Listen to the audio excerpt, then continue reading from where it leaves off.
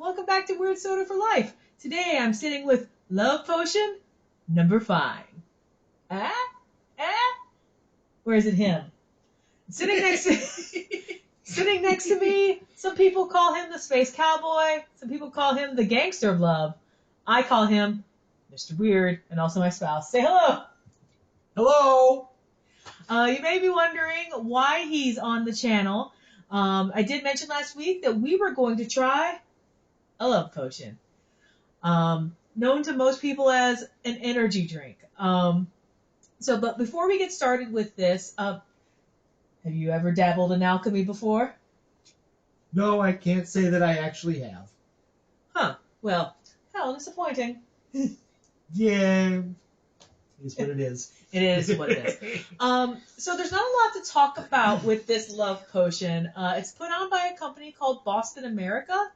And I did some Googling, and essentially their brand is candy and energy drinks that are branded with character stuff, like Dragon Ball Z, or they created Duff beer, the beer from The Simpsons that is also an energy drink. So there's not a lot to say here. But the history of love potions is utterly fascinating. Starting with, first things first, with love potions, you hear about them. The ancient Greeks were probably the first people to really go ham with love potions. The ancient Egyptians and the Mesopotamians kind of had their own shtick, but they were rubbing themselves with oils and stuff like myrrh. So mostly they were just greasy. Yeah, I think the Greeks did it better. Well, yeah, the Greeks probably did do it better because it was in a bottle with herbs and spices, kind of like ye old Colonel Sanders. But even from there, the Romans too also had love potions. There was a Roman poet called Lucretius who was rumored to have gone mad and then died from a love potion given to him by his wife. Don't. Now wait a minute now. What am I signing up for? A love potion given to you by your wife? I think we left something on the stove. Yes, our passion. Is that what that was? I thought it was a little bit cooked. I really need this love potion, guys. So low-key foundation, right? Love potions, the idea that we can come up with a blend of something to make someone who is not interested in us fall in love with us is universal, I suppose. In the Middle Ages, you start seeing love potions show up in plays, operas, poems. Any point that you can drop in a potion to make things more mischievous, it happened. And actually, too, we see that throughout history, primarily women, which I think you could easily go on a fascinating discussion about why was it always the women who were being busted for dropping alchemy. I think that's an interesting sidebar and one that I don't have time for because we're here to try this potion. I see. I think you could make a discussion about why women were often associated with love potions and malicious intent, let's say.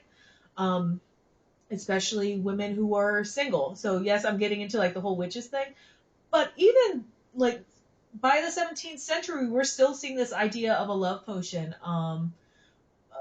What's her name? Mademoiselle de Montespan.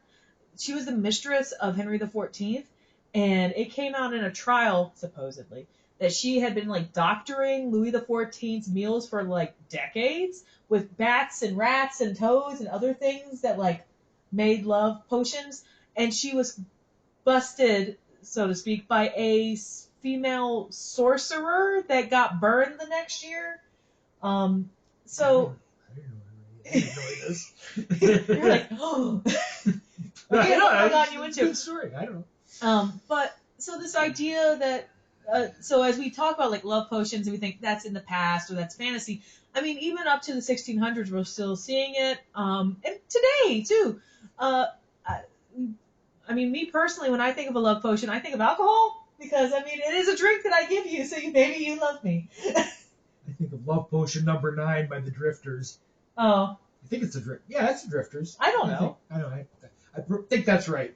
I'm out here talking about French mistresses, and you're like, the drifters. Well, I think it was the drifters. Somebody will tell you if I'm wrong. Yeah. Pretty sure. But with that, I think we're just kind of going to get to it. There's not a whole lot to talk about with the can. I will bring it up for you guys to see. Pretty nondescript, pretty obvious about what it is. Because my camera is not so clear sometimes, there is in the little potion-y here, it says potion l'amour, which is French, right? And again, I'm coming back to the French. But with that, we are going to try this out. You didn't put any bats in there, right? Bat wing or eye of newt or anything like that?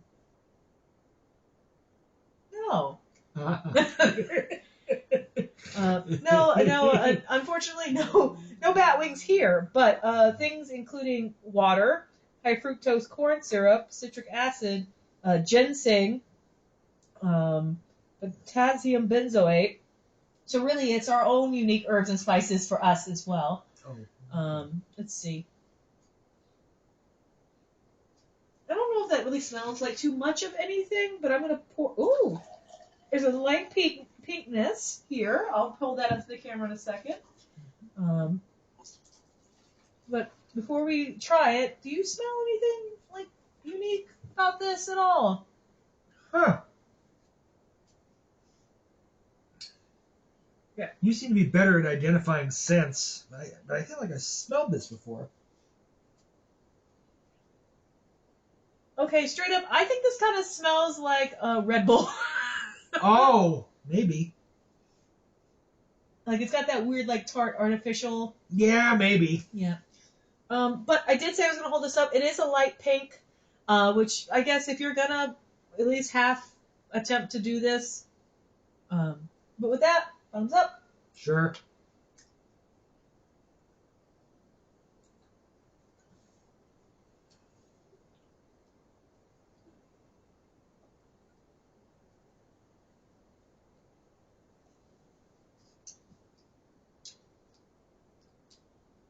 So that's rather tart. Yeah. But there's some sort of berry underneath. I almost want to say like a light raspberry underneath. I was thinking raspberry. Yeah. I can't tell if I'm jittery because I'm falling in love with you again, or because I've had too much caffeine today with this energy drink.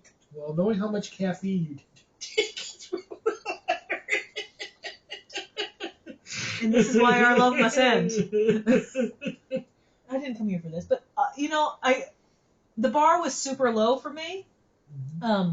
So this was decent. I don't know if I'd buy it again just because it's a kind of hokey, shticky sort of thing. But as far as energy drinks go, it tastes perfectly fine. It's got a little bit of that tartness. Yeah, I mean, you've had me try some energy drinks before, and they've never really been my thing. This may actually be the best out of the ones I've tried, which is not a lot. So would you say you love it? I don't know if I love it, but I mean, it's good. So maybe I think, maybe drink more of it and then you'll love it. Maybe. Energy drinks aren't always are they always carbonated? That's a good question. Usually they are, yeah. Okay. That's part of the mystique, I guess. Yeah, it seems to me that some you've had me try weren't, I thought. Well, some of them I had you try were actually alcoholic beverages. Oh, okay. Well, anyway, yeah, it's not bad. I think it's actually pretty good. It's refreshing. I like the raspberry taste. I mean, I like the little tartness of it. Yeah, again, it's not bad for how it tastes, but because it is it's not meant to be distributed in like multi-packs. Probably wouldn't buy it again because it was overpriced to get it in the first place. But not a dig against the flavors. So I guess if you see a Dragon Ball Z energy drink out there, go ham. Anyway, next week, we are going to try Pennsylvania Punch, which is apparently a soda sort of drink that is out of Pennsylvania. I've never had it. It's supposed to be like lightly carbonated and grape, but I'm looking forward to it. Before we go, any final thoughts? No, I'll say hi to all my fans. I'm assuming there are tons of Mr. Weird fans out there. Oh, I mean, I guess there's, well, hi, Jim. You know who you are. All right. Until next time, drink weird and don't be seduced by caffeine. Be seduced by the raspberry, I guess. I don't know. Sure. And the bats. See you next time.